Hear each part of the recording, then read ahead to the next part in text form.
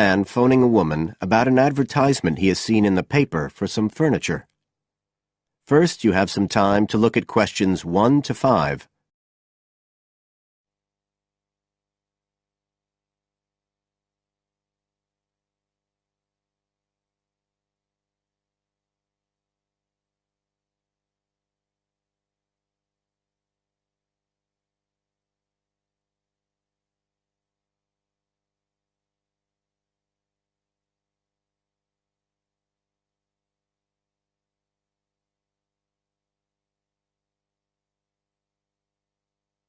As you listen, because you will not hear the recording a second time. Listen carefully and answer questions 1 to 5.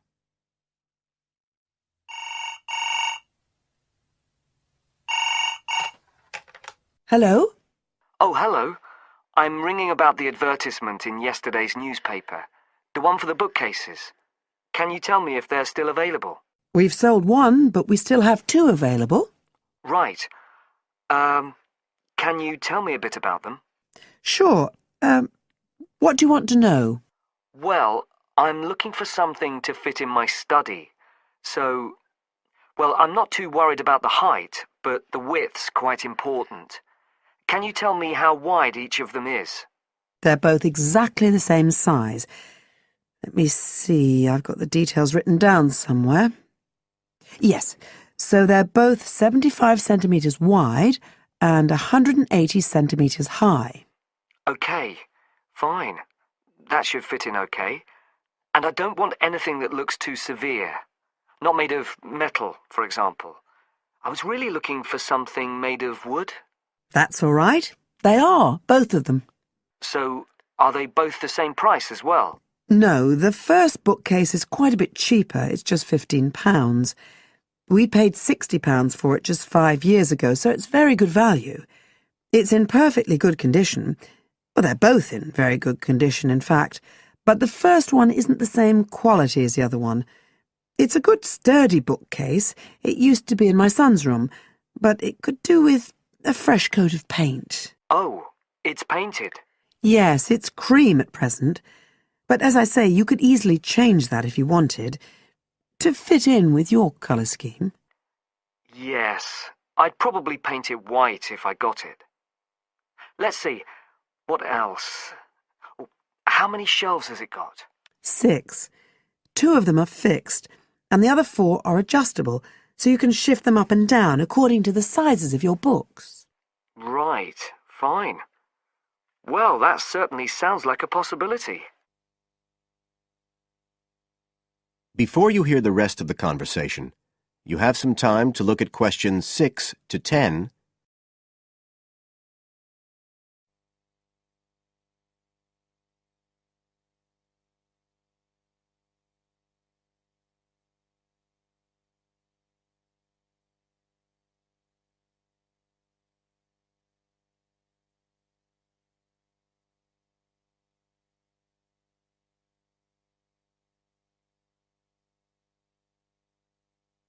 Now listen and answer questions 6 to 10.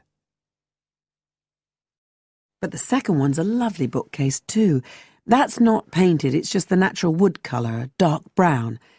It was my grandmother's, and I think she bought it sometime in the 1930s, so I'd say it must be getting on for 80 years old. So it's very good quality. They don't make them like that nowadays. And you said it's the same dimensions as the first one? Yes, and it's got the 6 shelves. But it also has a cupboard at the bottom that's really useful for keeping odds and ends in. Right. Oh, and I nearly forgot to say, the other thing about it is it's got glass doors, so the books are all kept out of the dust. So it's really good value for the money. I'm really sorry to be selling it, but we just don't have the room for it. So what are you asking for that one? £95. It's quite a bit more, but it's a lovely piece of furniture. A real heirloom. Yes. All the same, it's a lot more than I wanted to pay. I didn't really want to go above 30 or 40. Anyway, the first one sounds fine for what I need. Just as you like. So, is it all right if I come round and have a look this evening? Then, if it's okay, I can take it away with me. Of course. So you'll be coming by car, will you? I've got a friend with a van, so I'll get him to bring me round. If you can just give me the details of where you live. Sure. I'm Mrs. Blake. Blake. That's right. And the address is 41 Oak Rise. That's in Stanton. Okay, so I'll be coming from the town centre. Can you give me an idea of where you are? Yes. You know the road that goes out towards the university? Yes. Well, you take that road and you go on till you get to a roundabout. Go straight on, then Oak Rise is the first road to the right. Out towards the university, past the roundabout, first left. First right. And we're at the end of the road. Got it. So I'll be round at about 7, if that's all right. Oh, and my name's Connor. Connor Field. Fine. I'll see you then, Connor. Goodbye. Goodbye.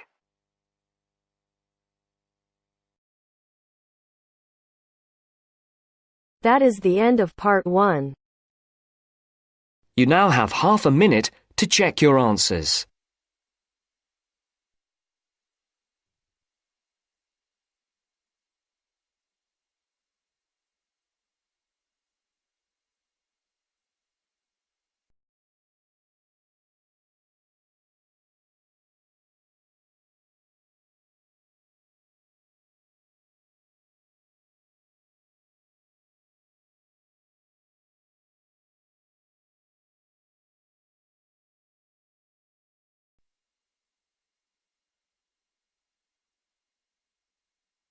Now turns to part 2. Part 2. You will hear a speaker talking about saving energy in the home. First, you have some time to look at questions 11 to 12.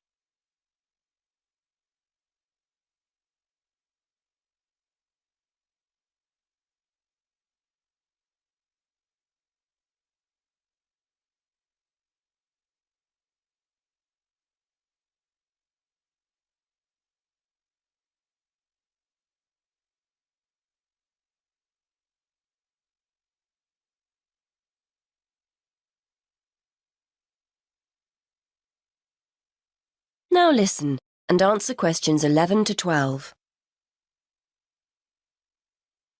Many thanks for inviting me along to talk about saving energy in the home. This is a key issue for many people who now find themselves on tight budgets. So today I'd like to spend a few minutes going through some simple tips to help keep those energy bills to a minimum. I'll start with some easy, cheap ideas before talking about more major solutions later. I think we're all aware of the importance of insulating our homes, and although I'd advise you to get it done, I appreciate it can sometimes be inconvenient to have building work carried out. And though they're growing in popularity, having solar panels installed on the roof isn't a cheap enough option for many of us to consider seriously. So what other steps can we take? Well, most people will make a point of turning the heating down when temperatures outside rise, but they ignore other equally useful ways of saving energy when they're making dinner or doing their weekly laundry. Before you hear the rest of the talk, you have some time to look at questions 13 to 20.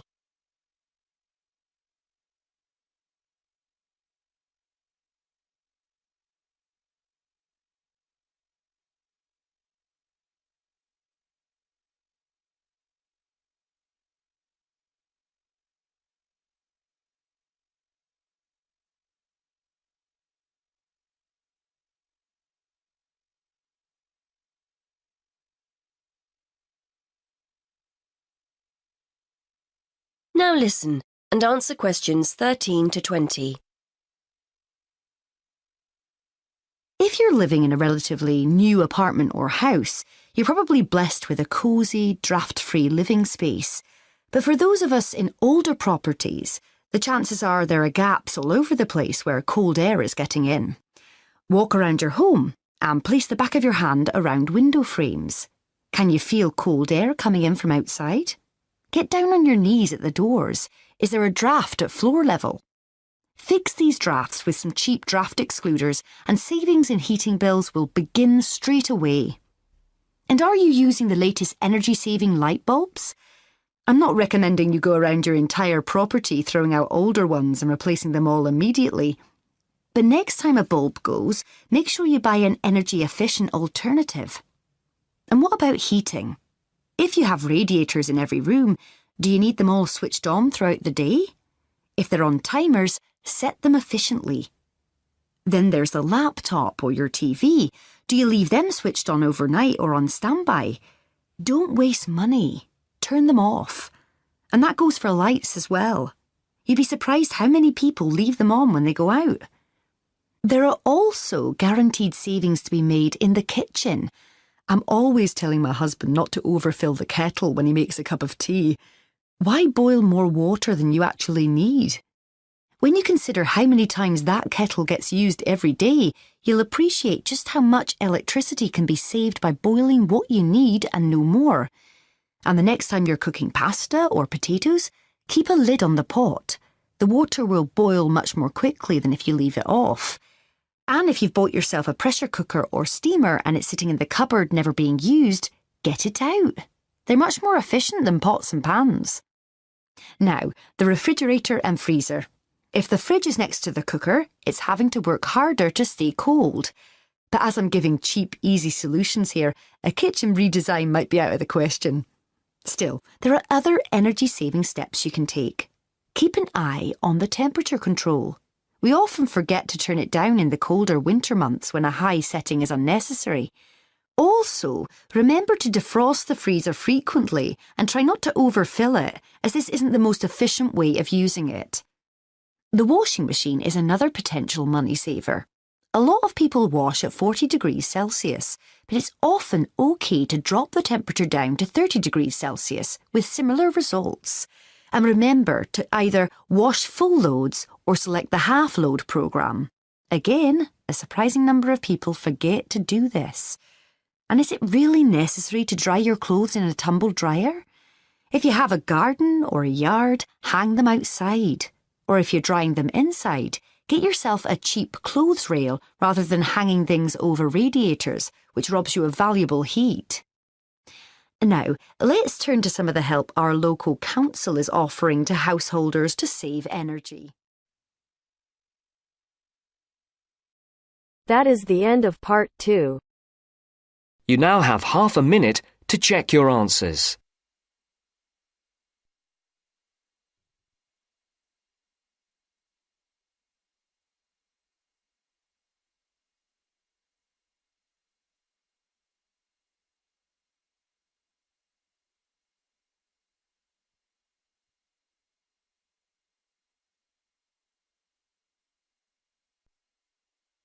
Now turns to part 3.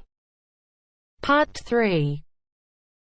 Richard Murray, a zoologist and popular TV personality, has been giving a talk on endangered species of wildlife to members of the Young Conservationists Association in a small town in the south of England.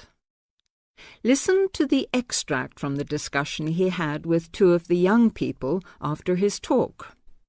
First, you have some time to look at questions 21 to 25.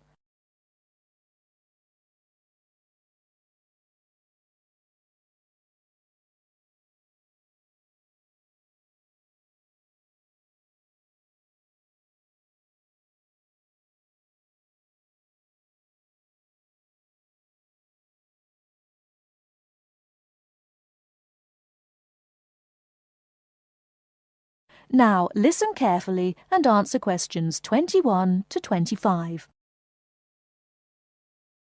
What would you say, Mr. Murray, are the main reasons that so much of our wildlife will have died out by the end of the next few decades? Well, Tony, we can't, of course, rule out the effect of urbanisation due to the spread of population. But apart from that, I believe there are two reasons which, in a way, are like the opposite ends of a piece of string. If you tie a knot in that piece of string, you end up with a circle, and whichever way you go round, it's going to turn out to be the same. I don't think I quite get that, Mr. Murray. Well, let's put it another way. It's rather like a film. You've got the good guys and the bad guys. They're pulling in opposite directions, but when it comes to the final showdown, it's hard to make out which is which. What are your two reasons, Mr. Murray? I call them greed and caring. Greed and caring? Yes, I know they don't seem to have much to do with one another, but think about it. The motive of greed is pretty obvious. In the course of the next few months, thousands of baby seals will be bludgeoned to death before they're even weaned from their mothers. What for? For the sale of their skins at inflated prices to please the vanity of a few and line the pockets of the killers. Crocodiles will be slaughtered to provide shoes and handbags for the rich. Gorillas, tigers, leopards and rhinos will be hunted for senseless sport or poached in defiance of regulations. Their skins, their horns, and their magnificent heads will be used as trophies to decorate someone's living room floor or walls. That's terrible. Yes, but it's not all. The whale, probably the most impressive and certainly one of the most intelligent sea mammals in creation, will be cruelly hunted and harpooned to make more money for the profiteers. The dolphin, the sailor's friend, will be indiscriminately battered to death at so much a head on the grounds that it is taking away the livelihood of a few fishermen by consuming the fish in its natural habitat. But surely, Mr. Murray, we do have to keep warm. We need whale oil and ambergris. Fishermen have to make a living. Part of what you say is true, of course, Tony, but we shall have to enforce far stricter controls if future generations are not to find themselves in a world devoid of wildlife as we know it. Well, I see what you mean about fur coats and crocodile handbags, Mr. Murray, but I don't understand what you mean by caring. That can't be bad, surely. I mean, I thought we were supposed to be living in a caring society. Well, so we do, in a way. The trouble is, there are so many well-intentioned people who start out with the best possible motives of trying to protect or immunize us from this, that, or the other in the most effective way at the quickest possible rate. But in their enthusiasm, they lose sight of the long-term consequences. It's only very gradually that the danger to other forms of life, including humans, comes out. Not to say leaks out, and by that time it'll probably be too late to do much about it. Take insecticides, for instance. But Before you hear the rest of the talk, you have some time to look at questions 26 to 30.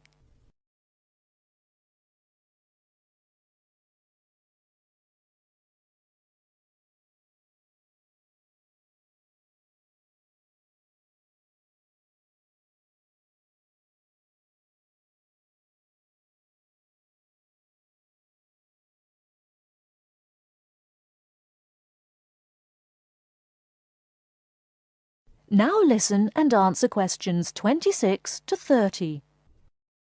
But insecticides protect crops from pests. They destroy disease-carrying mites and creepy crawlies like cockroaches. True, but nature has a way of developing her own immunity against insecticides and other pest controls, with the result that the biologists are driven to inventing stronger and stronger compounds, which, though they may annihilate the pest, nevertheless permeate the environment, are assimilated by plant and animal life, and become absorbed by the soil.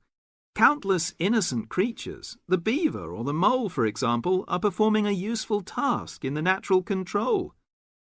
The alarming prospect is that as these poisons enter the foods we eat, and consequently our own systems, they'll find their way into the body of the pregnant mother and into her milk, offering incalculable risks to the unborn or newly born infant. In spite of all our technological expertise, our time is running out. We're virtually destroying ourselves. That is the end of part 3. You now have half a minute to check your answers.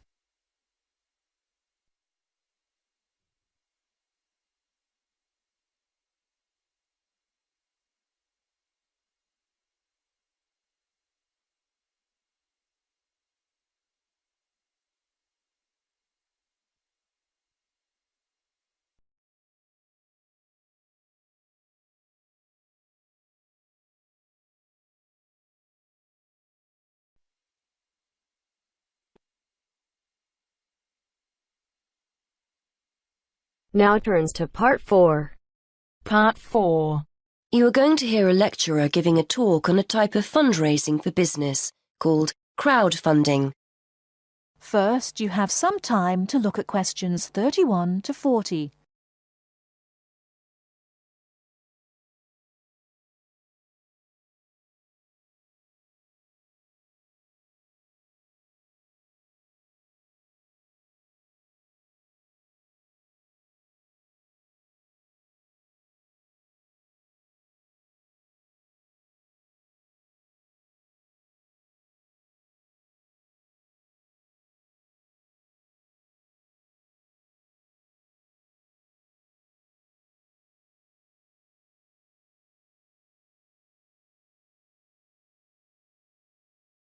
Now listen carefully and answer questions 31 to 40.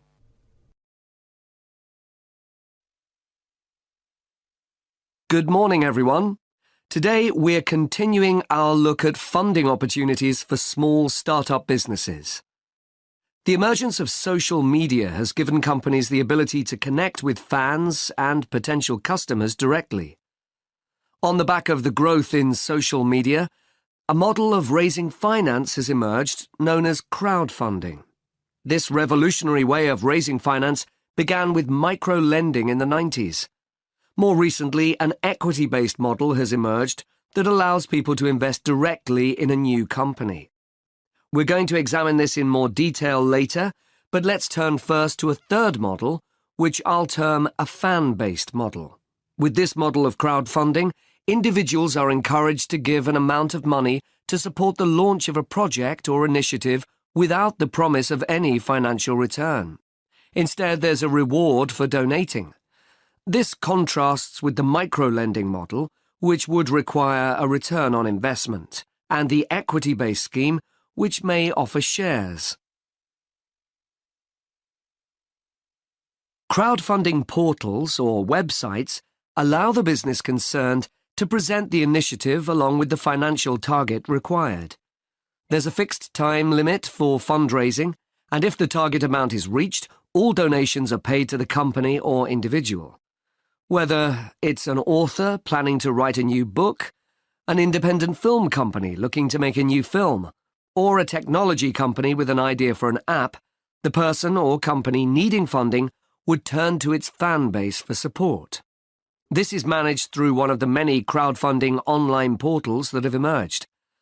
Of course, a fan or supporter of a particular initiative is likely to give money anyway.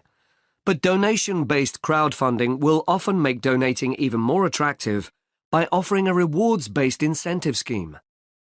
Let's take a film company, for example, that needs funding for a new film. For a small set donation, the donor might be offered a free ticket to the premiere or a DVD of the film. A larger set donation might be rewarded by the chance to attend a launch event when the film goes live. Those people who make bigger donations could even be offered the chance to meet the cast of the film, whilst the highest level donation could see the person's name mentioned in the film credits. For companies that already have a significant fan base, crowdfunding offers a fantastic opportunity to raise money quickly from a large number of people, each of whom donates just a small amount of money. Compare this to the time and effort that would be needed to sell your idea to investors or your bank manager, particularly in an age when raising finance can be difficult. The company may also have links with partner companies or organizations that run fundraising events. In this case, you can significantly increase participation by working with these organizations to promote your crowdfunding project. Another significant advantage is that you can reach out to your fan base for feedback on the project while it's being developed, thus making the final product more appealing.